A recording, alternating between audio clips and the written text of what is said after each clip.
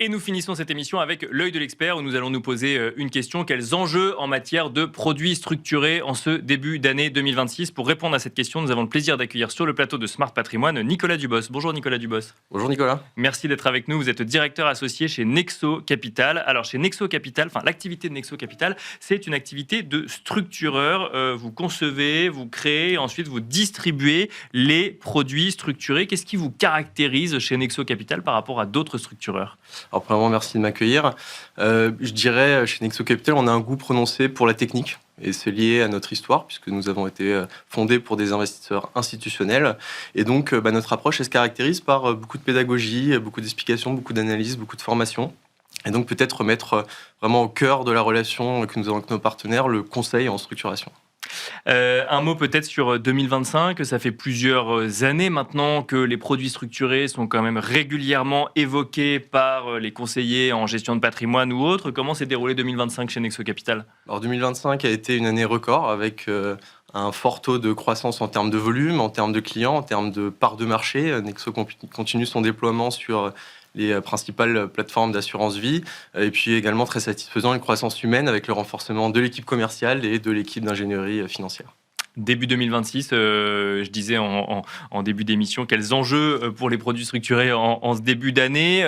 On arrive à structurer encore simplement quand on a des mouvements de marché, des tensions géopolitiques, des questionnements autour de l'IA, des questionnements autour des guerres commerciales, ou en tout cas celles menées par les États-Unis à l'heure actuelle. On arrive quand même à faire son métier de structureur? Alors oui, en effet, comme vous l'avez dit, beaucoup de mouvements sur les marchés, beaucoup de volatilité.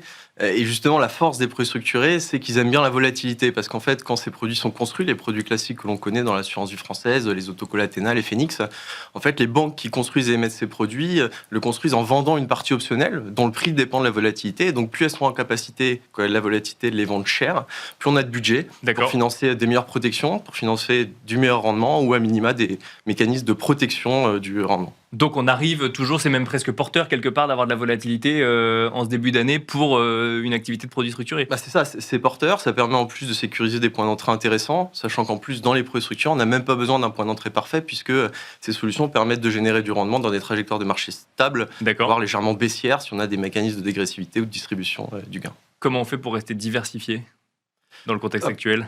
Pour être diversifié, déjà, il faut être en capacité de vraiment explorer les classes d'actifs, les différents secteurs, ce qu'on fait avec notamment en collaboration avec notre ingénierie financière. On a travaillé en début d'année sur vraiment beaucoup de thématiques différentes. On a travaillé sur la Chine, on a travaillé sur l'Allemagne, on a travaillé sur les métaux précieux avec les mouvements qu'il y a eu sur l'argent, sur l'or. On a même structuré sur le cuivre, on a structuré autour de l'IA, autour de la défense, avec des structures qui peuvent être différentes selon les secteurs.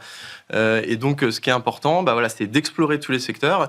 Et puis sinon, une bonne idée, tout simplement pour travailler de manière diversifiée, c'est de construire des produits sur des sous-jacents qui sont eux-mêmes diversifiés. D'accord. Donc on peut le faire avec un peu de stock picking pour nos partenaires qui aiment bien faire ça. Ou des indices.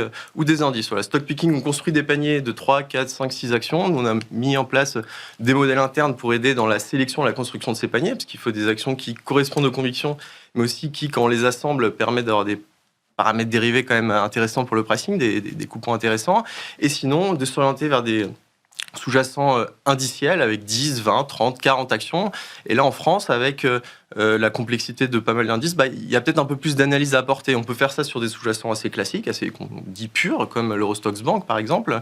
Mais souvent, on retrouve en France beaucoup d'indices à décrément. Et donc, pour ces indices-là, il est vraiment intéressant d'observer, d'analyser les dividendes qui sont réellement versés par les sous-jacents.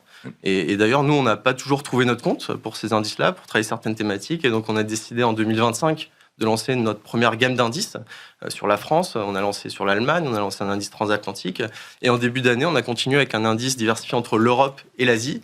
Et même très récemment, la semaine dernière, un indice sur 4 secteurs européens, les semi-conducteurs, la défense, l'énergie et les banques. Vos propres indices, du coup, sur lesquels ensuite sont indexés les produits structurés en question. Et ça s'explique comment vis-à-vis des banques avec lesquelles on travaille? C'est quelque chose qui est entendu côté épargnant?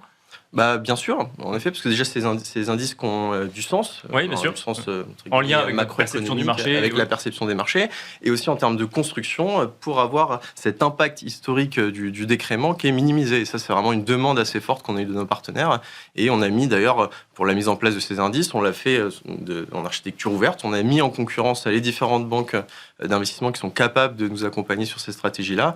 Et on a fait vraiment une collecte assez forte sur ces indices-là en 2025 et on continue cette année. Rapidement, sur le sujet des taux, on peut là aussi se diversifier grâce aux produits structurés ? Alors oui, complètement.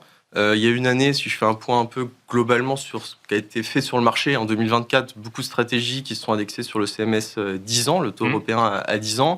Nous, nos partenaires, comme toute stratégie, ils sont restés quand même assez prudents à ne pas surcollecter sur ces stratégies, ce qui leur permet en ce début d'année de s'orienter peut-être sur des taux un peu plus courts, type Euribor 12 mois, CMS 2 ans, donc des stratégies peut-être un peu plus corrélées à ce que fait la BCE, ou des paris plus ciblés. On a accompagné par exemple nos clients sur des structurations autour de taux espagnols, autour de taux italiens, autour de taux allemands, avec la volonté souvent préconise de mettre un effet mémoire sur le coupon pour protéger au mieux le rendement. Et puis aussi en termes de structure, depuis la fin d'année dernière, on a construit des produits dont le remboursement ne nécessite plus une trajectoire baissière du taux, mais notamment le type de rappel qu'on appelle un rappel de type TARN, où on a un remboursement à partir de 2 coupons touchés. Donc il suffit que à 2 dates d'observation, le taux reste en dessous de sa barrière de coupon. Donc on peut avoir un remboursement, mais avec une trajectoire légèrement stable ou haussière. Merci Nicolas Dubost de nous avoir accompagnés dans Smart Patrimoine. Je rappelle que vous êtes directeur associé de Nexo Capital. Merci beaucoup. Merci à vous également de nous avoir suivis. On se retrouve très vite sur Be Smart for Change.